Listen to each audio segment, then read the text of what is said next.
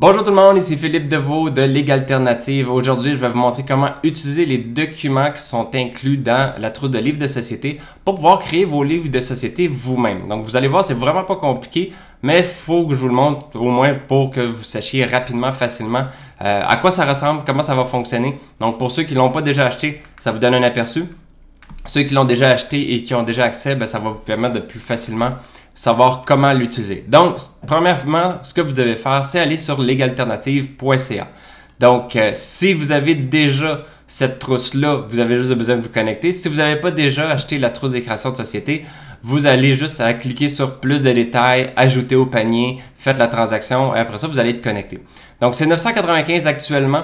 Donc, si vous voyez cette vidéo-ci, puis que vous voyez 995 et que vous allez sur le site web et que le prix est plus élevé, étonnez-vous pas, c'est juste qu'en ce moment, il est en pré-vente car la trousse de résolution d'entreprise est en création. Donc, il y a des documents qui se rajoutent régulièrement. Donc, quand que la trousse va être terminée, à ce moment-là, le prix va augmenter et ça va faire en sorte que lui va arriver non plus en pré-vente, mais va être vendu normalement. Donc, si vous voyez ce prix-là, profitez-en, achetez-le maintenant, sinon le prix va augmenter plus tard. Donc, autre chose importante, c'est 995 où il va y avoir un prix plus élevé plus tard, mais vous avez, si vous êtes membre de Ma Santé Financière, vous pouvez avoir jusqu'à 400 $ de rabais. Donc, profitez-en pour devenir membre de Ma Santé Financière également si vous ne l'êtes pas déjà. Donc, comment qu'on fait? Premièrement, vous devez vous connecter. Donc, vous allez sur legalternative.ca, vous mettez votre souris sur votre compte, me connecter, et là, vous mettez votre code, votre nom d'utilisateur. Donc, c'est le même qui fonctionne sur DTCT, DPL Finance, Ligue Alternative, Ma Santé Financière, S'occuper des affaires. Donc, il fonctionne un peu partout.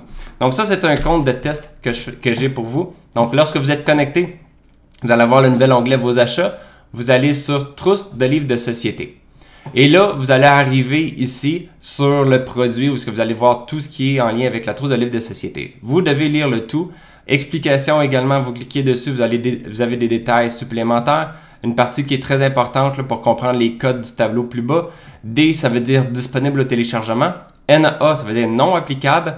ND, ça veut dire non disponible. 1 à 4, c'est un chiffre qui détermine le rang de la personne. Donc, premier actionnaire, deuxième actionnaire, troisième actionnaire, quatrième actionnaire ou premier signataire, deuxième signataire. Donc, vous comprenez le principe. Donc, PP, ça veut dire personne physique. PM, ça veut dire personne morale. Donc, une société par action dans ce cas-ci. Donc, si on arrive dans le tableau qui a l'air un peu monstrueux, je ne savais pas trop comment le faire pour que ça soit visuellement plus facile à comprendre. C'est une des raisons aussi pourquoi je fais la vidéo. Mais la première partie, c'est celle-ci qui est importante. Ça veut dire le nombre d'actionnaires qui sont des personnes physiques, donc comme vous voyez moi, et le nombre de personnes, le nombre d'actionnaires qui sont des personnes morales, donc des sociétés par action. Donc, si vous êtes seul et vous êtes une personne physique, vous allez voir ici 1 personne physique, 0 personne morale. Donc, si vous êtes seul et que et l'actionnaire est une personne physique, vous allez utiliser les documents qui sont dans cette colonne-là. Si vous êtes, mettons, on va dire 3 actionnaires personnes morales et 1 personne physique, vous allez voir personne physique 1, personne physique et 3 personnes morales. Et là, vous allez lire la colonne avec tous les documents qui sont liés à ce type d'entreprise-là, de société-là. Deuxième partie, celle-là ici, c'est vraiment, habituellement, la majorité des gens, c'est là que vous allez avoir tout ce que vous avez besoin. Livre de société, document complet. En fait, c'est un document qui a été fait, qui comprend tous les documents que vous avez besoin ici, sauf le capital action qui est nécessaire. Le capital action qui est en bas, là, c'est une des choses que vous devez imprimer. Et en fait, vous en avez besoin là, quand vous faites la constitution de la société. Donc, vous pouvez venir le chercher ici. Le livre de société, document complet, comprend tous les documents individuels qui sont ici, qui ont été mis dans un document. Donc, pourquoi que j'ai mis accès à tous ces autres documents-là? C'est pas compliqué, c'est que, mettons, je donne un exemple. 2 personnes physiques. Donc, j'arrive ici, une société dont l'ex-actionnaire, c'est 2 personnes physiques. Par contre, il y a un des actionnaires qui veut pas être administrateur ou qui veut pas être signataire, qui veut pas être dirigeant ou whatever, peu importe. Donc, plutôt que d'utiliser le livre de société document complet, ou en fait, ce que vous faites faire, vous faites le prendre, l'utiliser, et après ça, les documents qui ont rapport juste avec un actionnaire plutôt que 2, mais là, à ce moment-là, vous venez ici, comme mettons offre de souscription, Vous pouvez dire une personne physique ou deux personnes physiques. Donc, s'il y a juste une des personnes, ben là, offre de souscription, il faut quand même que les deux soient là. Mais si, mettons, le mandat d'administrateur, mettons qu'il y a juste un des administrateurs et le deuxième ne veut pas être là, ben vous prenez le document 1. Même affaire par rapport aux signataires. Donc, deux administrateurs, mais un seul signataire ou deux administrateurs, deux signataires. Donc, vous avez cette flexibilité-là d'utiliser les documents individuels si vous avez une société qui est un petit peu plus complexe, si je peux dire, que juste, mettons, deux actionnaires, deux administrateurs, deux signataires, deux dirigeants. Donc, où est-ce que c'est très simple. Mais s'il y a un petit peu plus on va dire, de flexibilité, là, que vous changez un peu de ce qui est de la norme, ben vous avez les documents pour le faire. Donc, là, je vais prendre un exemple. Une personne morale, tout simplement.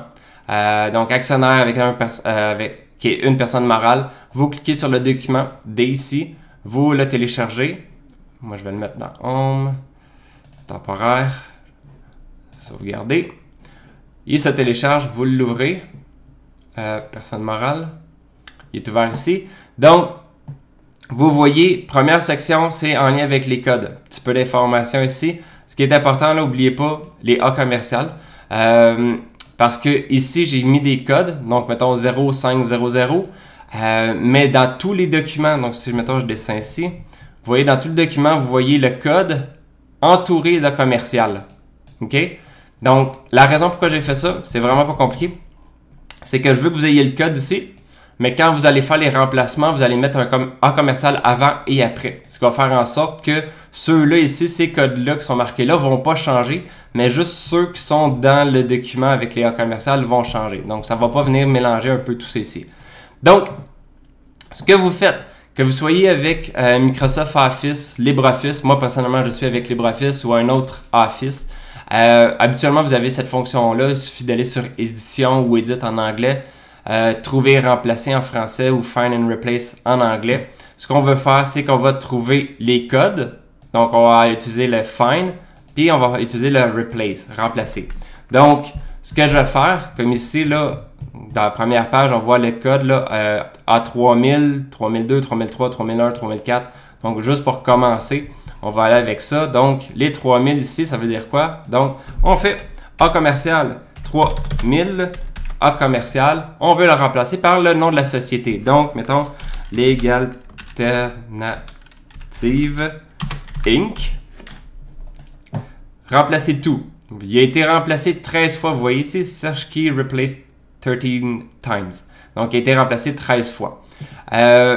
Ensuite, on vient ici, on modifie 3001. 3001, c'est quoi? L'adresse complète du siège social. Donc, je mets l'adresse.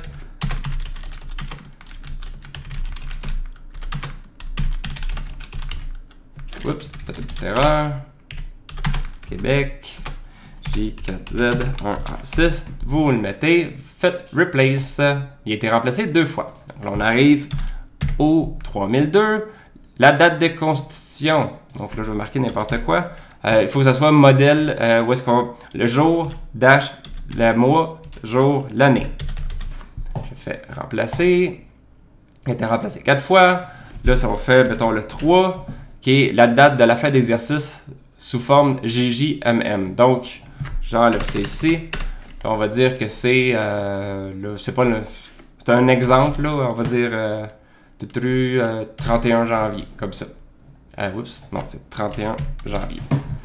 On fait remplacer tout, il a été remplacé 2 fois. Donc là, techniquement, vous utilisez tous les codes, vous les faites toutes. Je vais fermer ça. Donc, juste pour vous montrer à quoi ça fait, on voit ici Legalternative Inc. qui a été remplacé. Tantôt, il y avait le code A commercial 3000 A commercial. Ici, date de constitution, date de fait d'exercice, l'adresse. Donc, vous voyez, ça se remplace. Donc, vous utilisez tous les codes pour remplacer tout ce qui a été dans le document. Donc, partout dans le document, il y a des petits codes et ils vont être remplacés. Donc, vous regardez tous les documents et vous allez voir, là c'est sûr que j'en ai pas fait beaucoup, là, fait que ça tombe pas que j'arrive, mais ici, vous le voyez, les codes se modifient dans le document. Donc, ce que vous faites, lorsque vous avez fait tous les codes, c'est pas compliqué, vous imprimez. Donc, vous imprimez le document et après ça, vous allez voir la section signature. Donc, à ce moment-là, vous allez avoir toutes les places qui marquent où est-ce que vous devez signer. Donc, le règlement intérieur doit être signé par le président de la société. La résolution du conseil d'administration d'organisation de la société doit être signée par l'administrateur. Donc, ce qu'il faut faire, donc là, je vais vous donner un exemple. Là, je sais que ça, c'est les règlements. Le règlement, il y a 109 règlements. Règlement intérieur. Donc, techniquement, ici, ça serait marqué, il n'y aurait plus le code, ça serait marqué soit président ou présidente, si ce serait une femme qui est la présidente. Donc, ça serait marqué présidente et il faut signer. Vous signez, et là, vous signez à tous les endroits qui sont marqués en lien avec la section... Oups, je suis pas encore assez haut. La section signature, vous les signez toutes. Quand c'est signé partout, là, ce que vous faites, vous prenez tous les papiers, vous faites des trous. Donc, vous prenez une petite perceuse, les trous, pas les perceuses électriques à bois, là, mais les affaires de bureau là, qu'on peut faire des trous. Vous mettez dans un cartable et ça devient votre livre de société. Et là, à travers le temps, mettons que vous allez être rendu à devoir mettre des résolutions, mais là, dépendant des résolutions, vous allez pouvoir venir les mettre, il y a des sections à la fin, donc autres documents, certificat d'action, dividendes, donc là, c'est le registre. Donc, dépendant, il y a plusieurs sections là, qui sont c'est comme la résolution bancaire. Donc, la résolution bancaire de l'institution financière, vous allez devoir venir la mettre là. Il y a plusieurs autres résolutions aussi, il y a une autre section. Déclaration de mise à jour courante. Donc, quand vous allez faire des mises à jour courantes, ou je pense que ici, c'est les mises à jour annuelles, vous allez pouvoir venir mettre ça dans votre cartable. Une des choses qui peuvent être faites, que j'aime beaucoup, moi, c'est... puis les documents ont été faits comme ça. Vous voyez, il y a des sections où est-ce qu'il y a juste déclaration. Moi, ce que j'ai fait dans toutes mes cartables, j'ai été acheter au bureau en gros des sortes de petits collants séparateurs. Et ce que je fais, c'est que je fais juste mettre un petit collant séparateur et je marque déclaration dessus.